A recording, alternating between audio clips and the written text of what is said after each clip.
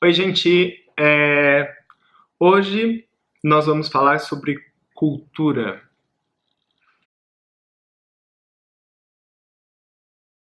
É um tema tão leve, né, no sentido de lúdico, de algo que está tão permeado no nosso cotidiano, quanto pesado também naquele sentido erudito.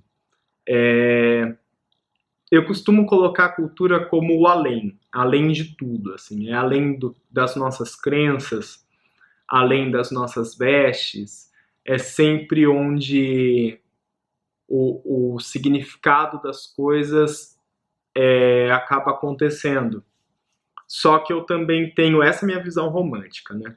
Eu tenho uma visão que é um contraponto à visão clássica, né? Que são os modos de vida, o controle da natureza e dos outros, né? O singelo controle, né?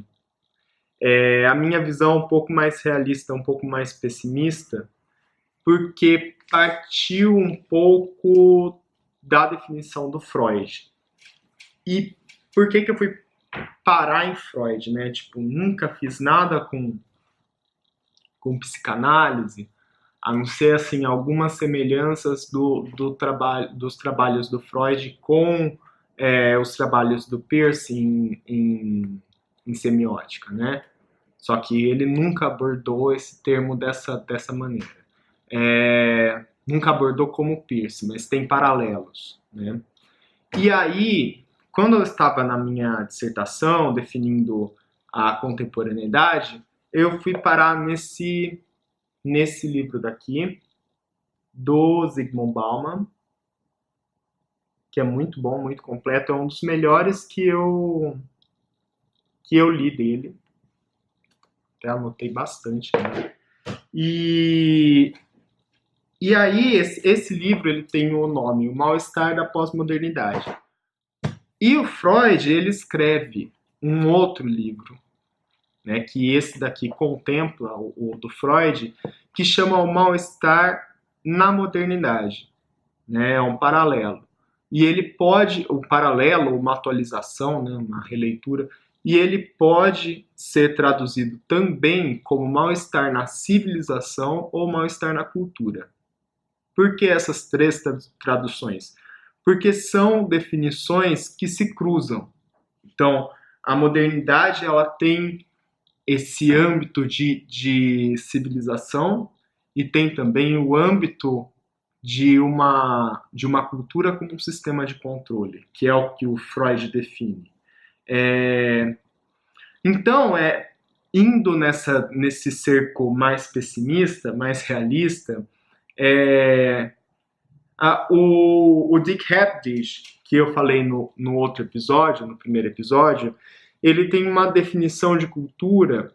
Ele parte de uma. Não que essa seja a conclusão dele, mas ele parte de uma definição de cultura muito próxima ao senso comum.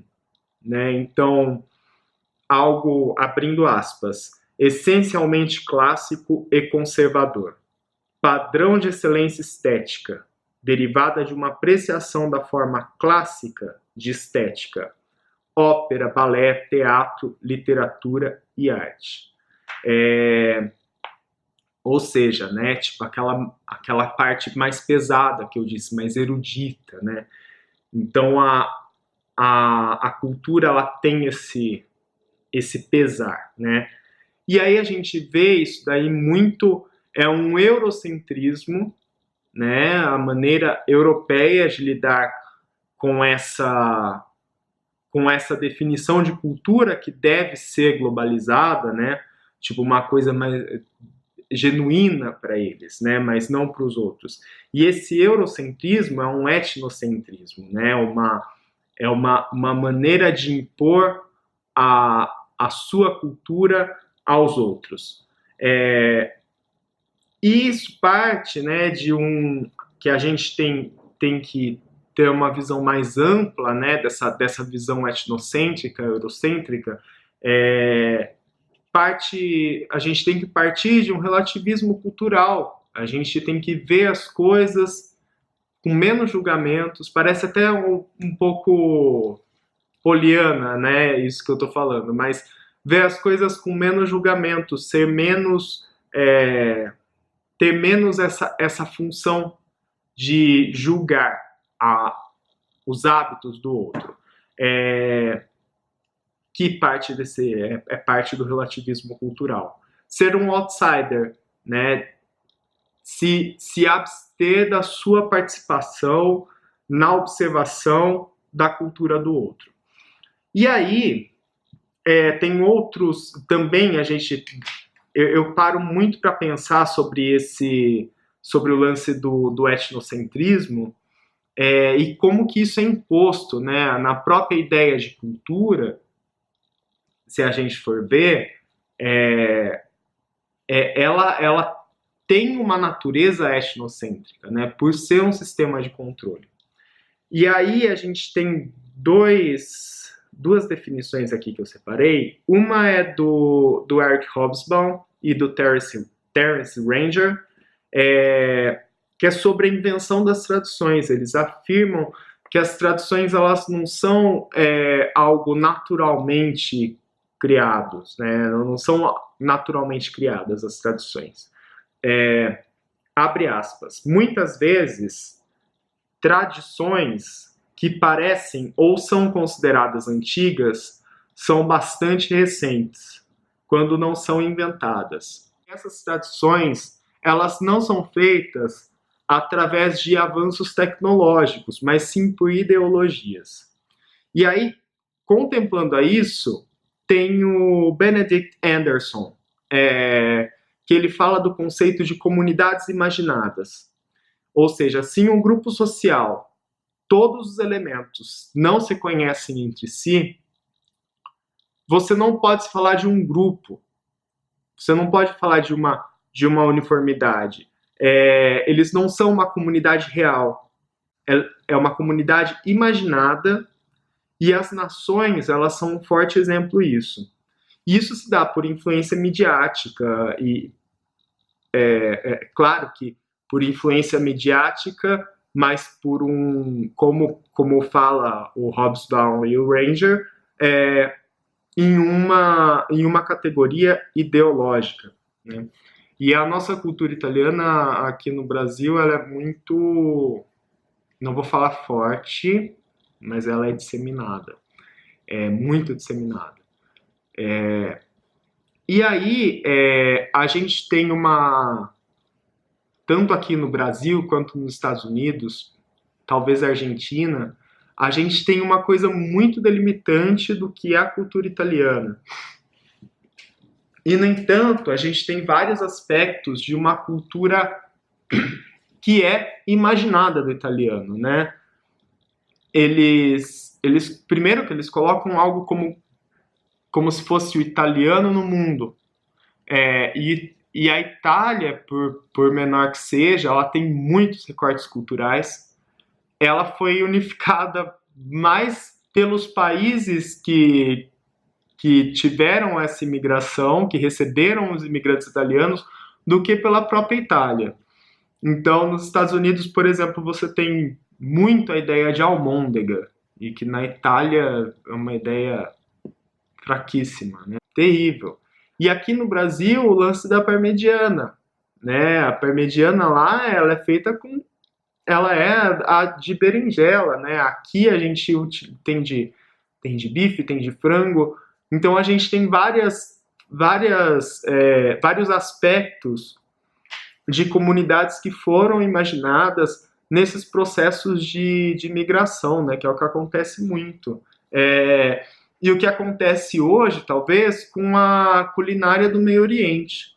Que eu, por exemplo, eu não sei, eu fico até com o pé atrás quando eu falo se determinada coisa é libanesa, é síria, é árabe, é marroquina. Então, são coisas que estão já se unificando na nossa cabeça. E com a moda também acontece muito isso, porque a gente acredita que determinada nação se vista exatamente daquela maneira. E, no entanto, não é. Isso daí é uma imaginação, é uma maneira de uniformizar e de generalizar, identificar essas pessoas como uma comunidade totalitária, e na verdade ela não é. Ela é uma comunidade imaginada. E aí a gente parte para esse conceito de hegemonia, que é exatamente isso, né? Tipo, e é um conceito político e filosófico, parte desde Maquiavel, que vê o povo como uma ameaça constante de desordem contra as instituições políticas, e passa por Lenin e pelo Gramsci, que eu não sei como pronuncia, gente. Se alguém souber, eu estou falando Gramsci, mas eu não sei como que é. Que é onde se formaliza o termo de hegemonia, né? É uma ferramenta de preservação de uma unidade ideológica de todo um bloco social. Para eles, o proletariado, ele não tinha capacidade de chegar a uma consciência por si. Então, eles tinham que ter uma intervenção, uma coerção dessa classe. Então, eles formalizaram, na verdade, porque isso desde muito tempo antes deles já era utilizado, mas eles formalizaram a ideia de hegemonia. Em resumo, eu tenho uma citação aqui do Bauman, que ela é muito...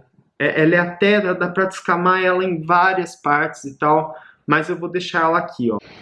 No retrato sociológico ortodoxo, as imagens tanto de sociedade quanto de cultura foram incluídas aberta ou subrepticiamente na estrutura do território submetido ao poder soberano do Estado.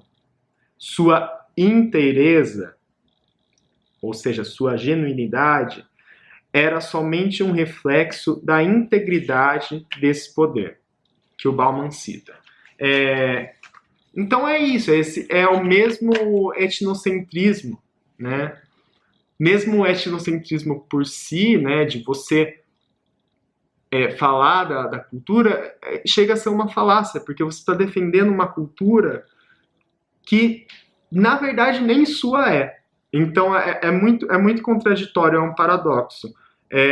Fica ainda mais arrogante sob a perspectiva da hegemonia. E o que tudo isso tem a ver? Que tudo isso tem a ver com moda, né? São paralelos de definições. A moda legitimada, como a gente conhece, a passarela, a moda lá bonitinha, o que está rolando nas lojas de departamentos, serve à cultura hegemônica, né? Ao que já está estabelecido, ao que já é uniformizado. E a antimoda, ela serve às subculturas, ou seja, grupos sociais que estão transgredindo a parte da cultura hegemônica, ou então estão se protegendo da cultura hegemônica. Que a gente vai falar mais disso em mais vídeos e em vídeos específicos. Lembrando que são apenas paralelos de definições. Não são definições fechadas, são definições que se cruzam, que a gente vai abordar isso daí também. Então, a moda, ela não serve apenas à cultura hegemônica, ela corresponde à cultura hegemônica, mas ela pode servir como linguagem às subculturas, e a antimoda, ela não serve apenas às subculturas. Ela também vai servir como signos identitários, olha só, a gente vai falar sobre isso, à cultura hegemônica. Então a gente tem vários paralelos e que passam aí de uma maneira semiótica a difundir seus significados, e que a gente vai falar sobre isso em outros vídeos, né? Porque senão eu vou demorar aqui. E aí a gente tem uma parte que eu gosto muito, que é a cultura na comunicação, né? Tipo, a comunicação definindo a cultura e vice-versa. E o que eu acho ainda que envolve ainda mais a moda na cultura, o Marshall McLuhan define as nossas vestes naquele livro Os Meios de Comunicação como extensões do homem, como meios de definição do ser social. uma extensão mais direta da superfície de nosso corpo. E aí também tem outra autora que eu gosto muito, que é a Elizabeth Wilson, que define as vestes como, abre aspas, nos forçam a reconhecer que o corpo humano é mais do que uma entidade biológica. Isto é, um organismo em cultura, um artefato cultural, e suas fronteiras não são bem definidas. Então a gente parte desse sentido de moda inserida na cultura como uma comunicação também. E aí a gente tem essa definição de comunicação, e lembrando que é daquilo que eu falei no vídeo sobre estilo. A gente passa de uma indústria de massas, ou seja, também de uma indústria cultural, passa pela cultura do consumo, que é intensificado, e até os fetiches visuais, que a gente pode ver ali. Eu gosto muito de ler sobre isso pelo Massimo Canevati. E aí a gente chega assim numa definição de moda e de consumo, cultura, tal, todo esse emaranhado, que eu acredito que a gente chega à definição da hipermodernidade, que eu não gosto muito de usar em tudo quanto é aspecto, mas eu acho que a ilustração ela não só serve ao contemporâneo, como também contempla a modernidade líquida que o Bauman fala, ou pós-modernidade, que ele também fala, que o Jameson fala, que o Stuart Hall fala. Eu acho que contempla porque ele fala que hiper é o transbordamento, é quando aquilo, em algumas situações, né, quando aquilo está tão cheio de significado que transborda, ele passa a sair do seu próprio significado, ele passa a significar tanto mais que aquele significado antigo ele não contempla mais aquele termo, aquela definição. E aí eu acho que a gente chega nisso a moda, a gente chega nisso em comunicação, né, uma hipercomunicação, hiperpublicidade, que é o Lipovetsky, né, o Gilles Lipovetsky, que fala que tem esse termo de hipermodernidade. Ó, já falei e esqueci do autor. Que ele tem esse daqui também, esse outro livro com o Jean Serroy, A Estetização do Mundo, Viver na Época do Capitalismo Artista. E é um livro também muito completo. Gente, alguns livros meus vocês vão ver com plástico. Não liga não, é que eu tenho alergia. Então alguns que eu sei que eu não vou usar por muito tempo, eu deixo ele bem limpinho e embalo. Toque que chama. Então, ele coloca, né, também essa capacidade de estetizar tudo como parte desse hiper, né? E eu acho interessante a gente pensar nisso como um aspecto cultural, né? Será que a nossa cultura está contemplando tudo? E aí eu tenho algumas considerações finais sobre os antagonismos à cultura, né? Para mim, da mesma maneira que a definição de cultura é multifacetada, embora eu corresponda muito a esse sentido de cultura como um sistema de controle, eu acredito que esses antagonismos eles são cada vez mais múltiplos, né? E eu acho que o popular e o superficial, eles não são a mesma coisa hoje, né? Eles têm delimitações que conflitam um pouco, né? Por incrível que pareça, podem ser antagônicos também. Por vezes, a moda e a cultura, quanto mais difusas, né? Elas podem ser mais cheias ainda de significado, podem ser mais hiper, não mais hiper, né? Mais hiper moda. e também multifacetados, através de remix, releituras, ressignificações, né? Tipo, quanto mais superficial, acho que mais propenso a outras interpretações a gente pode ser. Quanto mais superficial não, mas quanto mais difuso. Isso é uma coisa que eu estou colocando aqui, é uma indagação. Eu não sei se vocês podem vir a concordar, discordar de mim. Eu queria dialogar sobre isso. E talvez esse lance de quanto mais difuso, mais cheio de significados, talvez seja algo um pouco mais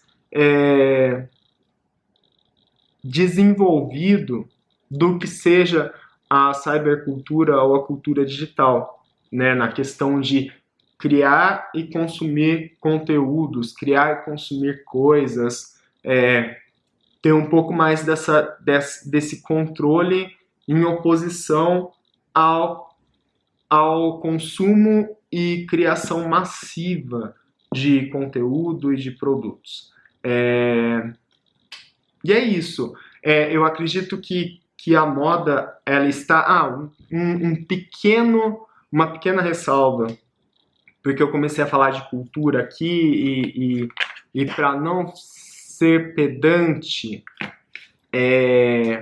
que eu preciso falar antes de terminar o vídeo, é que não, a moda ela não precisa de outros elementos culturais para se definir, entendeu? Não precisa da arte, não precisa da literatura, não precisa... A moda ela é suficiente para se definir e para ser exercida. Ela não é arte, ela não é nenhum outro elemento. Vocês notam que naquela citação do Habdish, ele não cita moda, ele cita ópera, balé, teatro, literatura, arte. Ele não fala sobre moda. Porque moda, embora a moda possa participar dessa parte erudita, mas moda é uma coisa que está sendo legitimada como cultura há pouco tempo,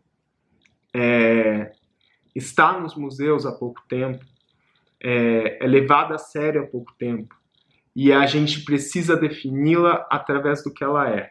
A gente não precisa de outra área, a gente pode ter vários fomentos de outras áreas, fomentos estéticos, fomentos éticos, mas a gente não precisa dessa definição atribuída às outras áreas.